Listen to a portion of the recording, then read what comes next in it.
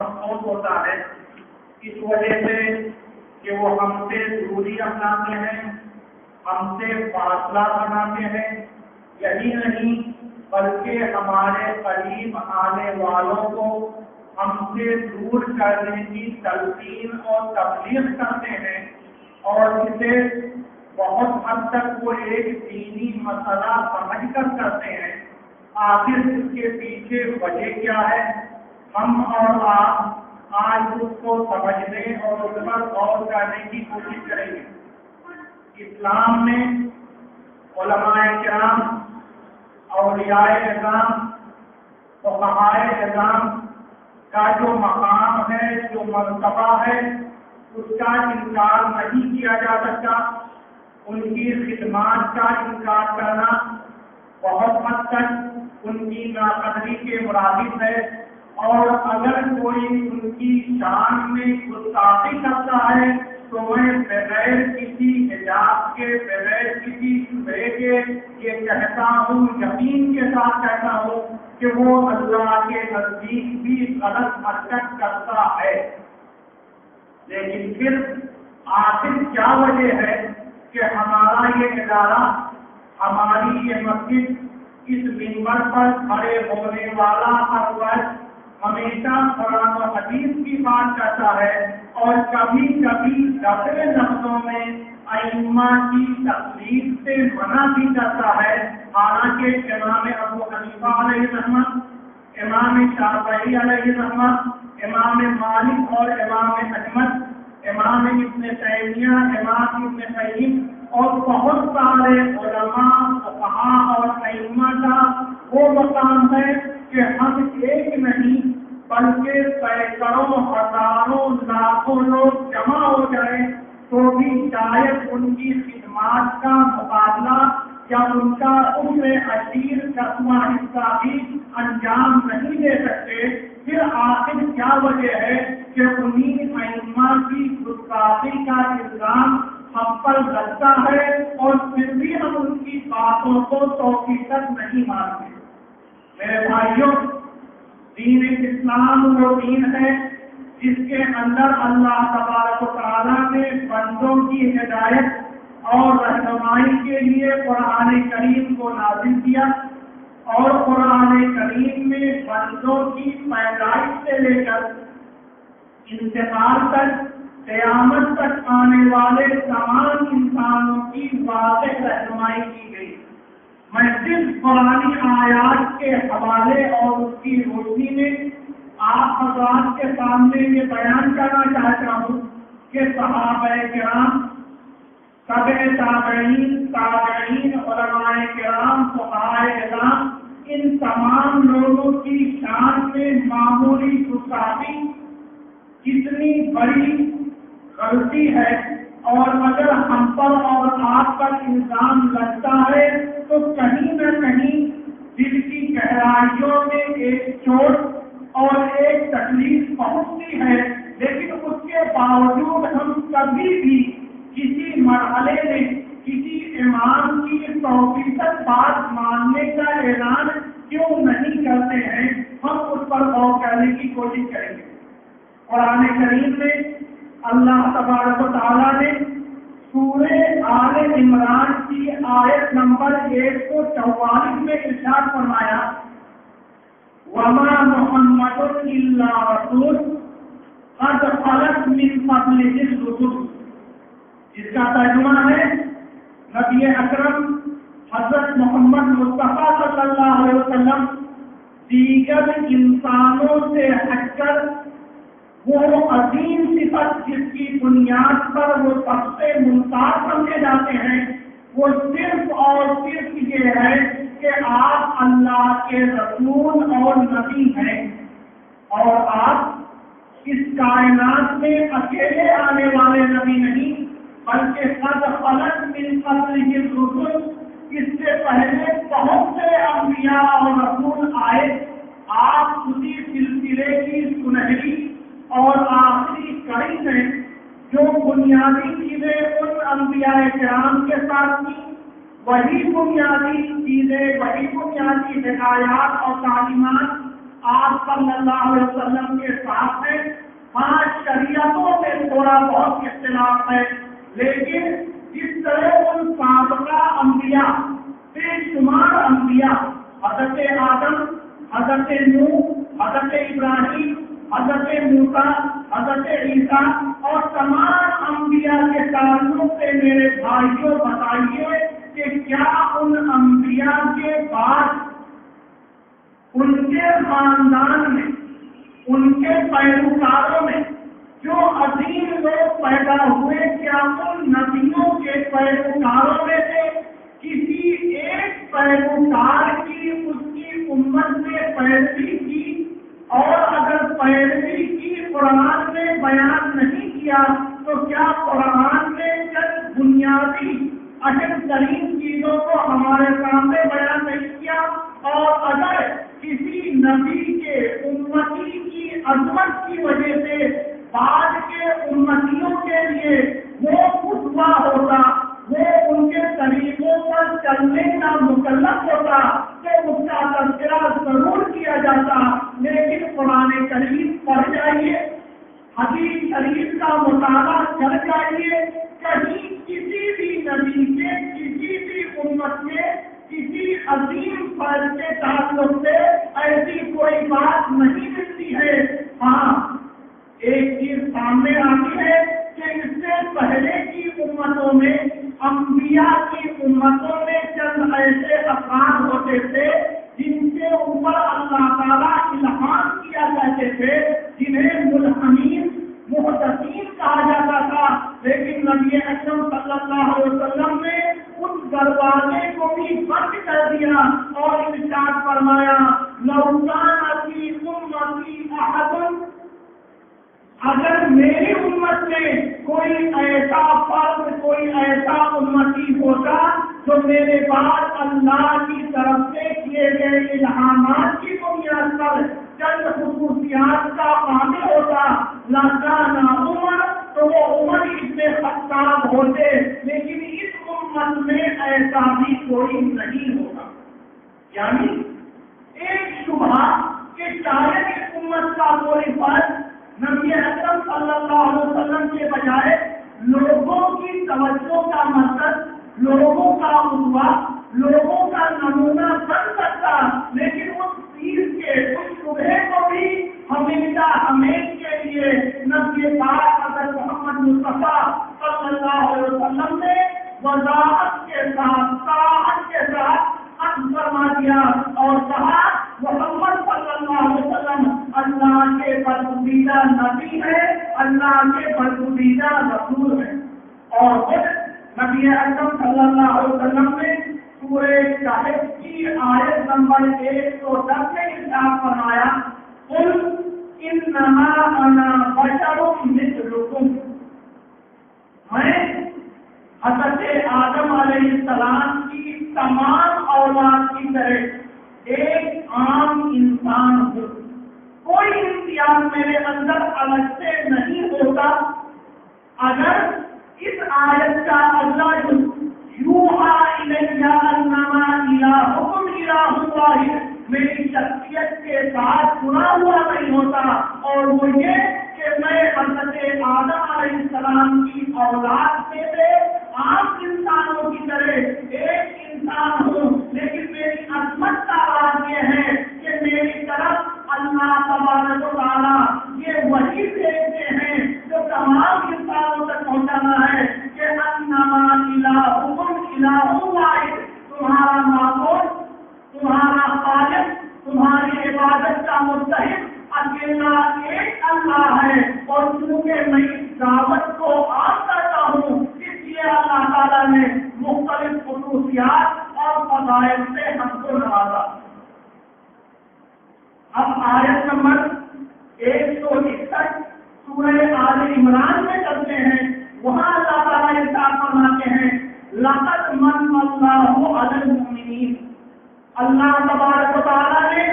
تمام مسلمانوں پر بڑا عظیم احسان فرمایا. ہماری پوری زندگی اللہ تعالیٰ کے احسانات کی مضمون منت.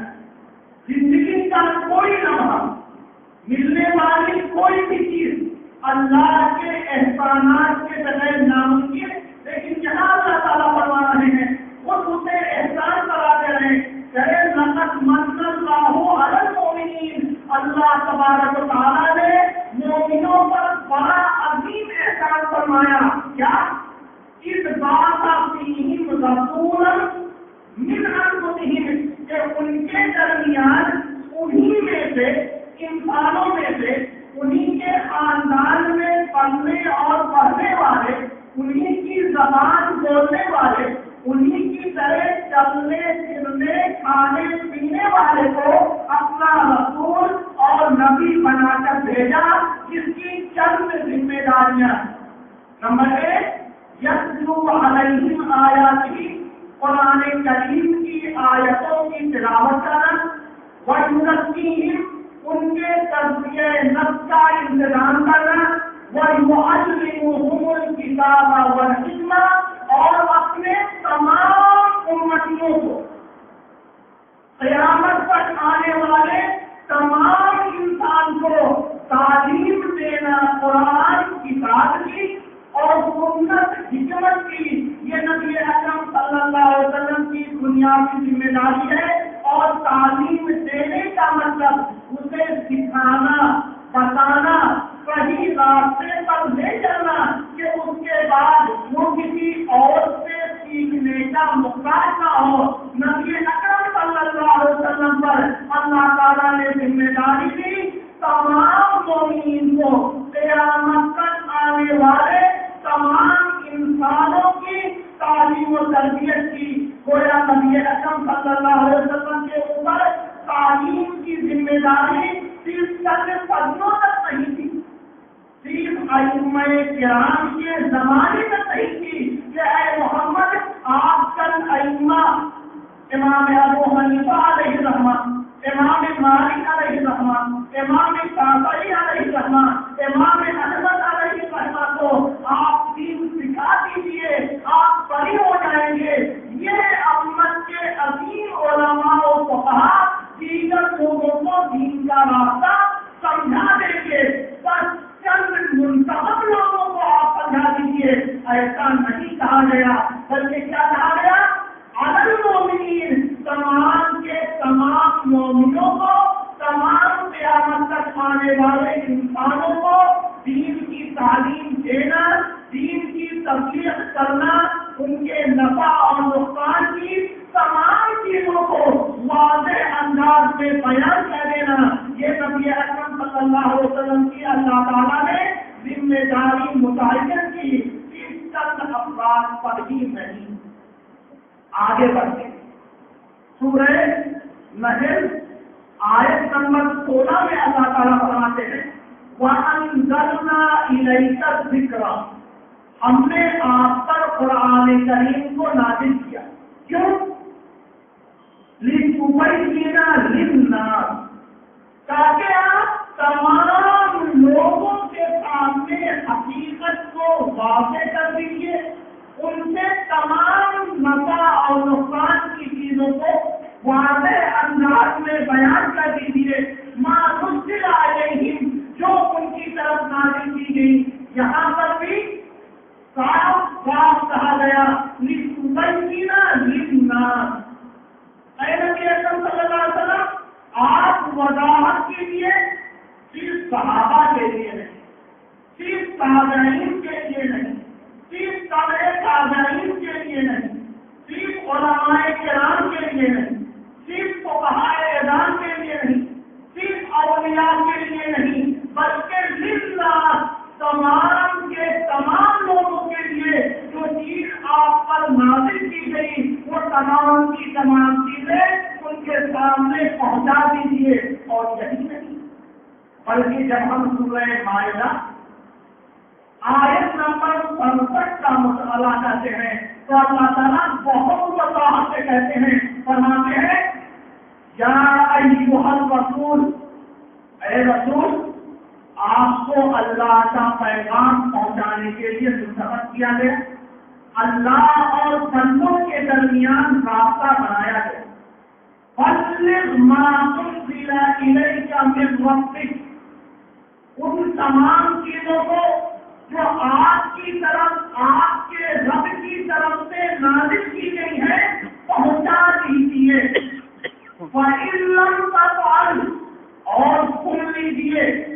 نبی ہیں تمام انبیاء کے امام اور سردار ہیں.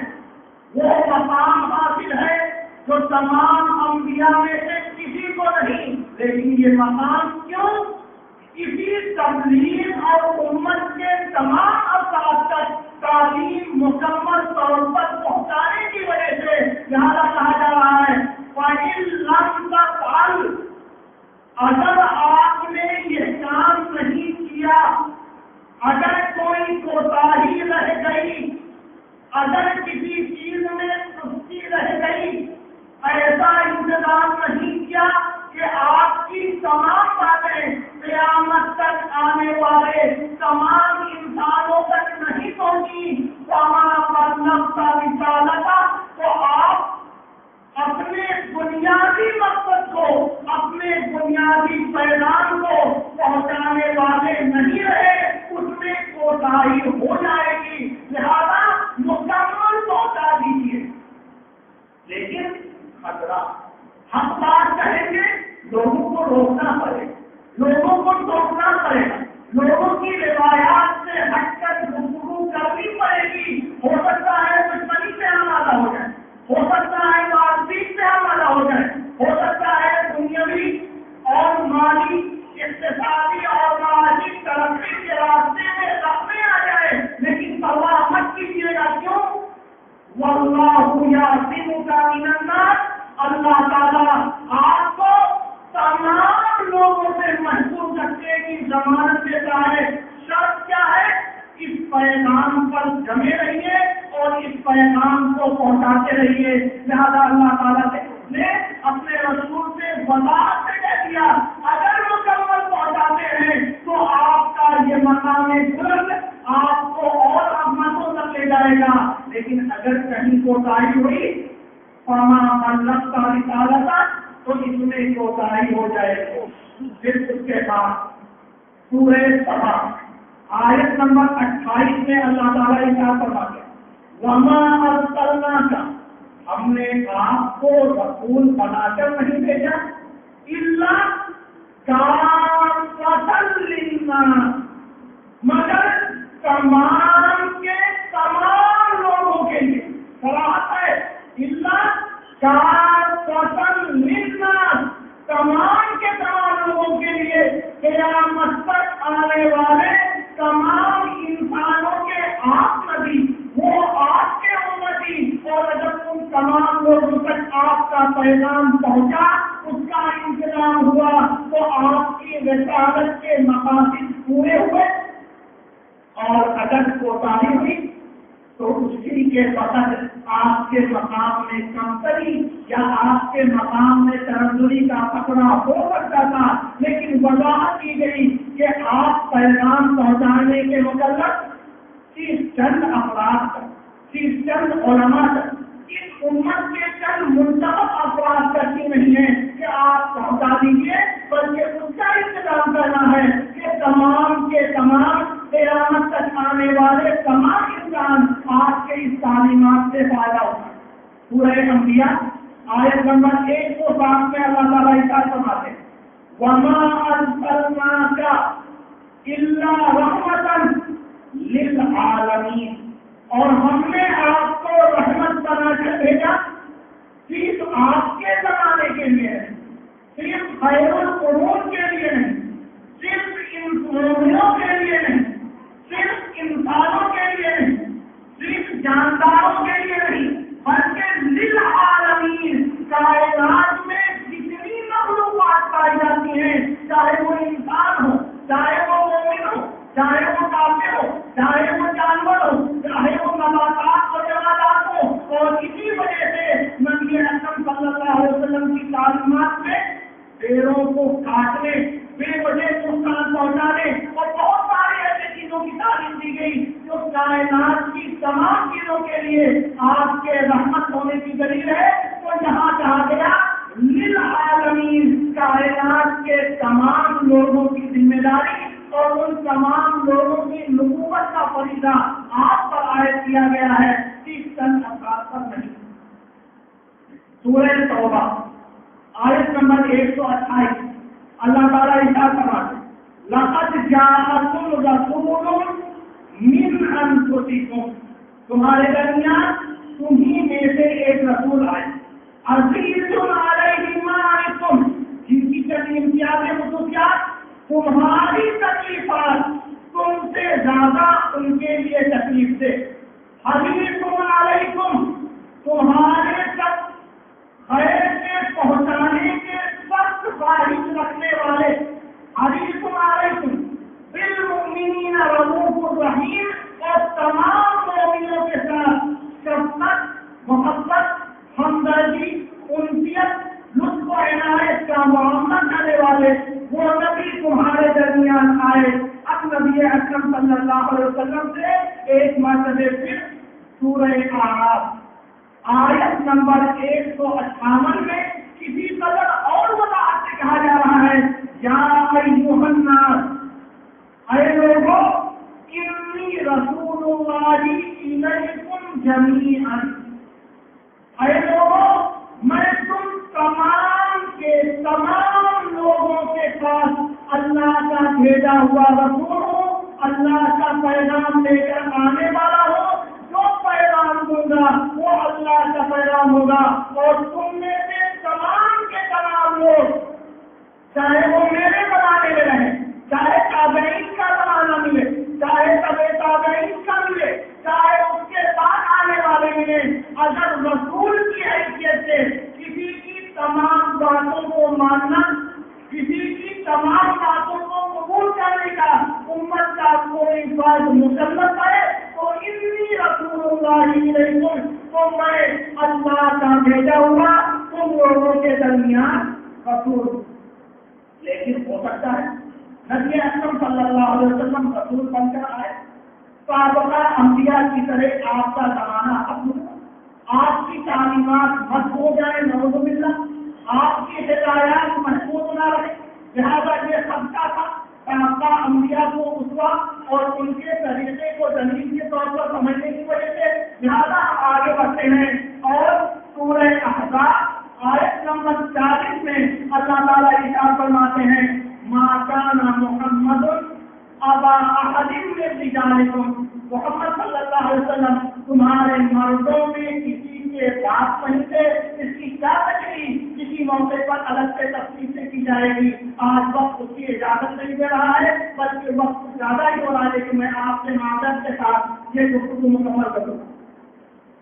ولیکن رسول اللہ و خاتم النبیین، لیکن وہ اللہ کے رسول تھے اور خاتم النبیین تھے، جن کے ساتھ نبیوں کا سلسلہ ہمیشہ کے لیے ختم اور بند ہو گیا۔ اب آپ کے پاس اگر کوئی نبی نہیں آئے گا تو اس کا مطلب آپ کی تعلیمات کی حفاظت کی ذمہ داری، کس طرح قرآن کے بارے میں اللہ نے کہا وَإِنَّا لَهُ لَحَافِظُونَ، میں اس کی حفاظت کروں گا۔ اسی طرح پورے نظام، پورے اسلام، پورے دین کی حفاظت کی ذمہ داری اللہ نے لی اور آپ کو ختم الرسول بنائے۔ لیکن ایک عجیب بات، نبی اکرم صلی اللہ علیہ وسلم کے انسان، ائمہ کرام، فقہائے کرام، علماء کرام اپنی عظمت کے باوجود انسان، ان کی خدمات نہایت ہی جلیل القدر اور عظیم الشان، ان کی عظمت کا اعتراف اللہ تبارک و تعالیٰ کی خوش روزی کا سبب، تو وہ بھی انسان ہے۔ ہم اور آپ کہتے ہیں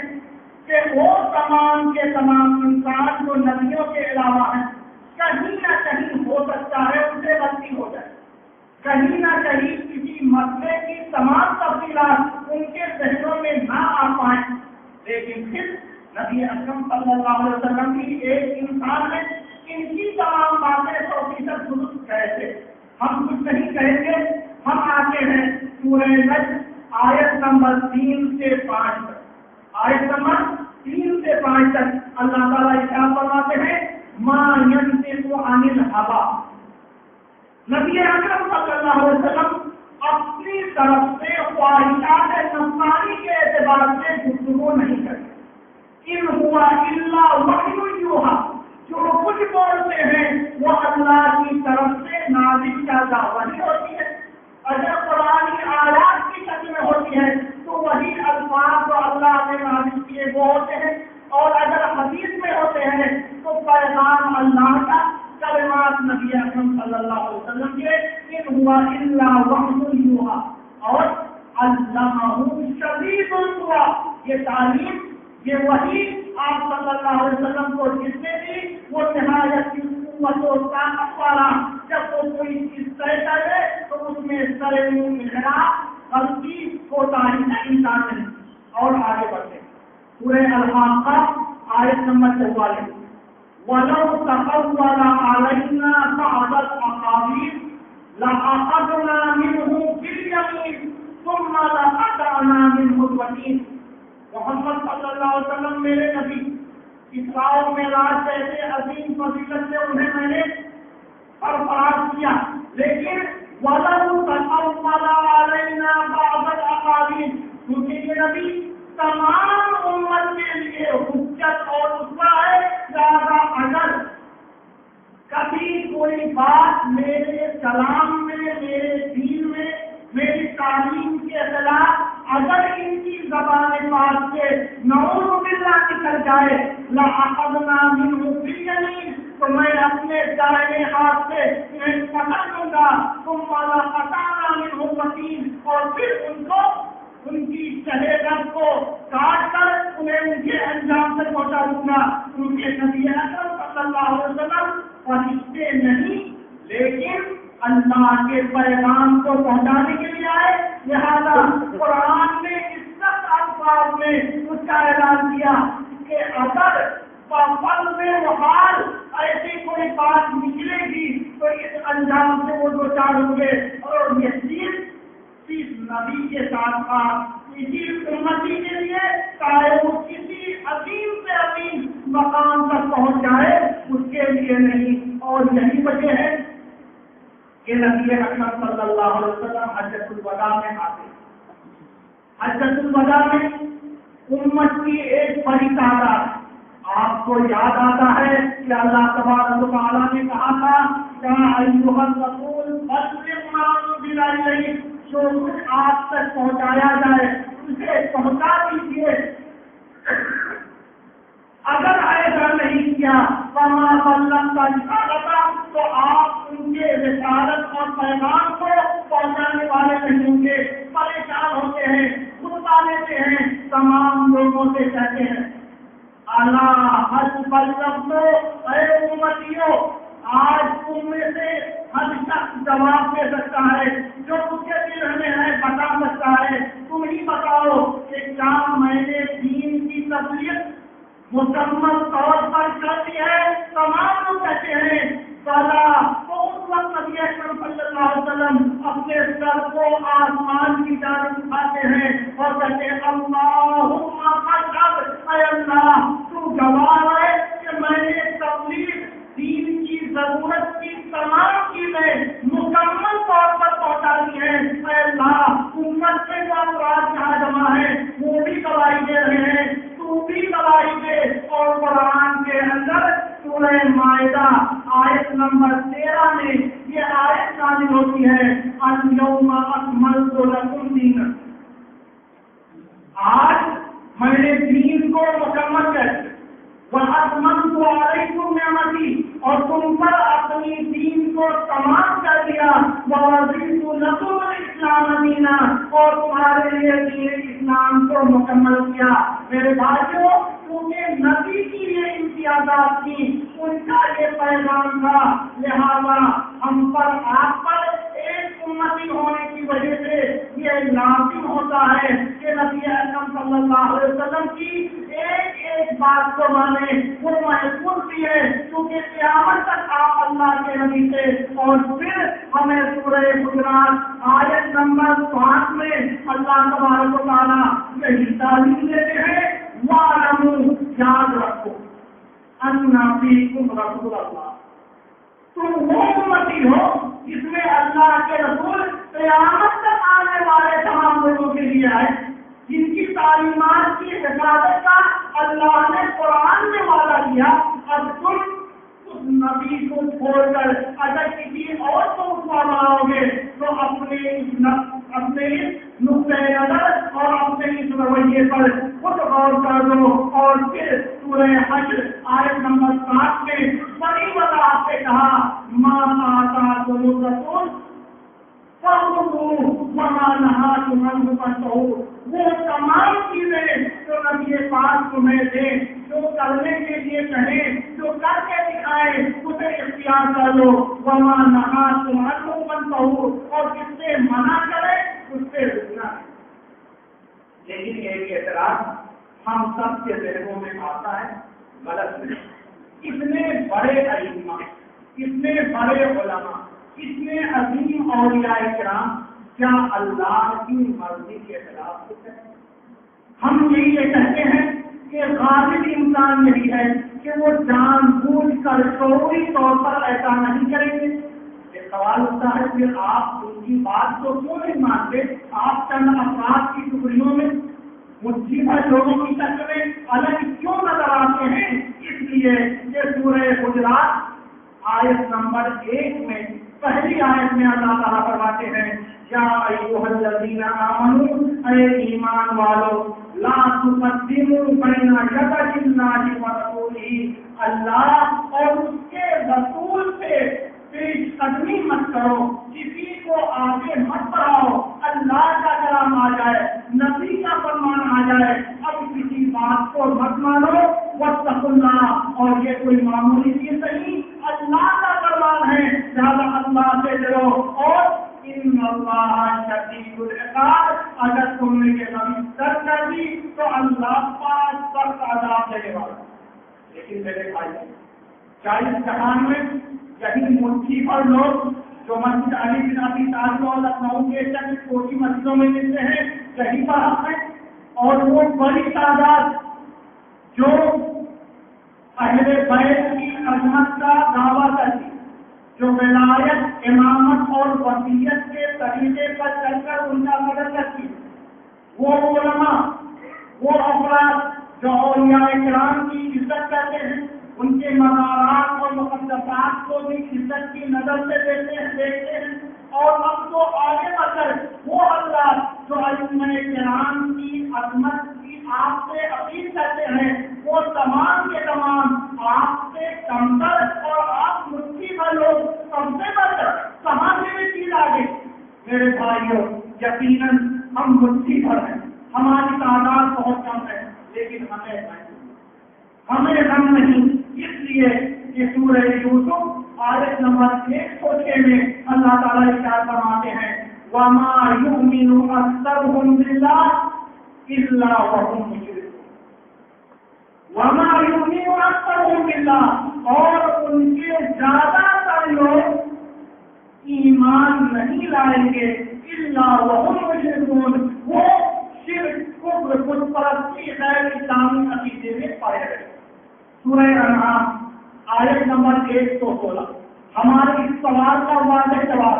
آپ مٹھی بھر لیں، انہوں نے ایک بڑی تعداد ان لوگوں کی بات مان لو، سواد اعظم جماعت میں شامل ہو جاؤ، لیکن سورہ انعام آیت نمبر 116 میں اللہ تعالیٰ کہتے ہیں وَإِن تُطِعْ أَكْثَرَ مَن فِي الْأَرْضِ، اگر زمین کے زیادہ تر لوگوں اور اکثریت کی تم نے اتباع کی یضلوک عن سبیل اللہ، وہ تمہیں اللہ کے راستے سے بھٹکا دیں گے، گمراہ کر دیں گے۔ سورہ ہود آیت نمبر 40 وَمَا آمَنَ مَعَهُ إِلَّا قَلِيلٌ، اور ایمان لانے والے سچے مومن، دین کو صحیح طور پر سمجھنے والے بس ہمیشہ گنتی کے رہے ہیں، چند رہے ہیں، بہت تھوڑے رہے۔ سورہ سبا آیت نمبر 13 وَقَلِيلٌ مِّنْ عِبَادِيَ الشَّكُورُ، ہمارے بندوں میں صحیح طور پر شکر بجا رکھنے والے، صحیح نقش قدم پر چلنے والے بہت کم کر رہے ہیں۔ سورہ صاد آیت نمبر 34 إِنَّ الَّذِينَ آمَنُوا وَعَمِلُوا الصَّالِحَاتِ وَقَلِيلٌ مَّا هُمْ، وہ لوگ جو ایمان لائے اور جنہوں نے نیک اعمال کیے ان کی تعداد بہت کم ہے۔ جہاں بھائیوں ہم کو اور آپ کو یہ عہد کرنا ہوگا، ہم چاہے چلتے رہے، چاہے زندگی پر رہے اور چاہے ہماری تعداد یہ رہے کہ ہم فکروں میں یہ تصور کیے جائے کہ مسل کیے جا سکتے ہیں، لیکن اگر ہم اللہ اور اس کے رسول کی تعلیمات کو بجا لاتے ہیں تو انشاءاللہ ہم اس کے